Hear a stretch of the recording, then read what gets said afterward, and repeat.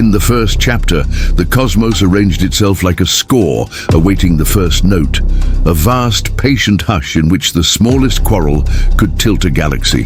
Dormammu had always been a wound in the order of things, a bright, terrible refusal, a strand of pure faultine will flung into existence, a consciousness that declared sovereignty over the dark and the arcane. He stitched together stolen universes in the dark dimension like a virtuoso assembling instruments. Each new world another resonant body to pluck at, until his realm hummed with the power of things that should not have belonged to him. His throne was not carved. It grew from the architecture of unmade realities and the bones of broken timelines. He loved conquest as an artist loves color, because conquest turned possibility into a portrait of himself. Galactus moved through the multiverse like a law whose footfalls were continents. Born as Gailen before the last great contraction, remade into a thing of necessity and astronomical appetite, he was not cruelty, and he was not malice. He was hunger institutionalized into a force that kept universes from collapsing into stagnation. Planets fed his body and perversely preserved the greater geometry of being. Where Dormammu's gestures unmade and remade to satisfy will, Galactus consumed to sustain a balance older than gods. Between them stretched a question that had nothing to do with spite and everything to do with ontology. What is dominion worth if it tears the fabric that allows dominion to exist? What is survival worth if it prevents renewal? Sorcerers whispered of Dormammu's ability to unmake causality in his own domain. Philosophers of cosmic courts argued that Galactus's appetite was a weather system in the metaphysics of everything. Each had agents. Dormammu's were shadows with teeth that remembered the laughter of stars. Galactus were heralds and machines that mapped need and answered it. For aeons they circled one another on different axes. Dormammu, a sovereign of private infinity. Galactus, an impersonal arbiter of public necessity. When the first tremors of a collision began, it was because an old, devoured celestial had left behind a lattice of energy that could be read both as a feast and as a key. Dormammu sensed it as a song that would let him open other dimensions into his own and rewrite what it meant to be a cosmos. Galactus felt the same lattice as a reservoir of raw power that would sate his hunger, and in doing so, stave off a dying that would ripple outward, risking the annihilation of cycles yet unborn. The debate between them took shape before the fight, not a back and forth of threats, but a dialectic written in comet tales and the slow extinguishing of suns. Dormammu argued that to be sovereign was to impose a perfect order of one's choosing. His logic was seductive. If a ruler could remake the laws, suffering could be excised, meaning could be centralized, chaos domesticated into a single will. Galactus replied with a counter-logic that smelled of deserts and tides. Necessity is not cruelty when it sustains the possibility of plurality. The Devourer's acts were brutal, but permitted more stories to be born than a solitary empire could allow. Dormammu's vision was eternal sameness under a single mind. Galactus was a bitter medicine that allowed the multiverse to remain many. Scholars of the impossible convened. Eternity peered and counted outcomes. The living tribunal took note and did not yet intervene, because both principles, will and necessity, were cosmic forces that had to be measured, not silenced. In the days before the breach, worlds rearranged themselves like musicians tuning.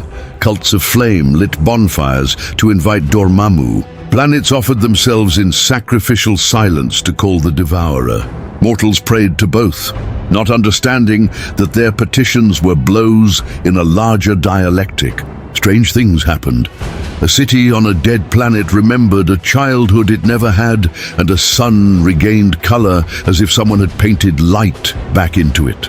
These were the reverberations of two orders approaching contact. Dormammu, confident in his home turf, began seeding tunnels, ecologies of dark magic that would, he calculated, drag Galactus's essence into a topology where Dormammu's laws would be supreme. Galactus, who had endured forms of hunger and rebirth, adapted. He altered the frequency of his hunger, testing how much of his essence could extend without destroying the scaffolding that held lesser realities together. The stage was set not only with forces, but with a question each could not avoid.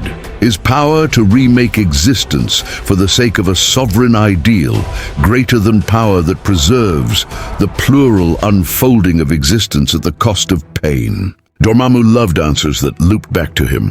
Galactus embodied answers that bent around the future. The cosmos, listening, favored neither yet. It waited as the two minds began to stitch the first lines of battle into reality itself. In the second chapter, the collision was not so much an event as a rewriting of grammar. The point where Dormammu's tendril dark and Galactus's incandescent void met became a cathedral of paradox. Light and anti-light braided into new colors, and time hiccuped like a throat clearing itself. Dormammu struck first by habit and design. He folded pockets of the dark dimension into the field, hoping to make each blow rebound inside a prison of his own laws. Rivers of sentient shadow poured toward Galactus, singing promises of subjugation. Galactus answered, not with malice, but with the protocol of consumption. His heralds sang with him, and a wave of power cosmic spread. A tidal grace that unstitched the shadows' cohesion and converted their raw energy into a rain of beautiful, mediocre things. Planets regrown, atmospheres warmed into life. Dormammu unleashed reality-warping storms. Galactus responded by widening his cosmic aperture, channeling devastation into the birthing of vectors, small stars, the seeds of ecosystems, turning destruction into the precondition for creation. As the fight escalated, Dormammu attempted his central gambit to collapse Galactus into a pocket of the dark dimension where Dormammu's sovereignty would make the Devourer impotent. For in that topology, Dormammu's metaphysical rules were absolute. He reached and pulled, and for a breath the Devourer's cosmic body wavered, a titan caught in the web of sorcery. But Galactus had endured rebirths and understood what it meant to be necessity. His response was not fury but calculation. He allowed a portion of his essence to be drawn in, and then, with the cold patience of a force that had been shaped by the deaths of universes, he converted that captured essence into catalytic fire. Where Dormammu expected stasis, he found an engine that reinterpreted his magic as fuel. Dormammu's spells, designed to entomb, became reactors that amplified the power cosmic instead of suffocating it.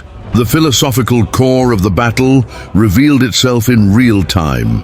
Dormammu's metaphysics depended on the imposition of singular law. Galactus's metaphysics depended on transformation through consumption, an equation where annihilation was also prelude. As more of Dormammu's constructs were consumed, they ceased to be instruments of dominion and became seeds of multiplicity, stars that birthed new threads in the tapestry.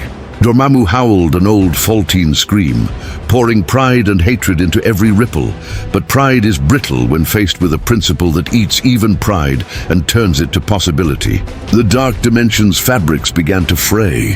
Dormammu's throne, woven from annexed realities, shed pieces that folded into nascent worlds under Galactus's patient appetite. In the end, it was not a singular glorious coup, but an arithmetic of outcomes. Galactus' method, brutal and impartial, produced a surplus of futures. Dormammu's method, tyrannical and absolute, produced a single future, his rule, only at the cost of extinguishing countless others. The living tribunal watched as the tally of potentialities shifted. Eternity counted the branching paths and found more ways forward with Galactus's victory than with Dormammu's dominion. Dormammu, reduced from god-king to a wounded architect, tried one last inversion, an attempt to fuse his consciousness with a burgeoning world to enslave its becoming. Galactus answered by feeding. by accepting that loss of appetite in the immediate term would buy a grander continuity.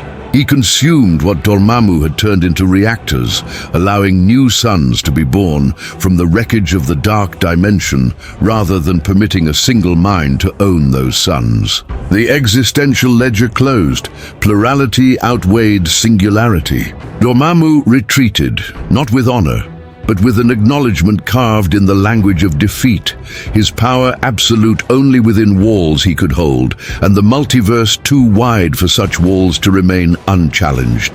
Galactus stood as inevitability, not as a monarch, but as an institution of balance whose terrible acts allowed countless narratives to persist. The winner was not the more merciful being, but the one whose methods sustained the possibility of many lives. Galactus, Devourer and Providence intertwined, had won. His victory was justified not by brute force alone, but by the philosophical truth that in a cosmos of stories, the preservation of possibility outranks the imposition of perfect order.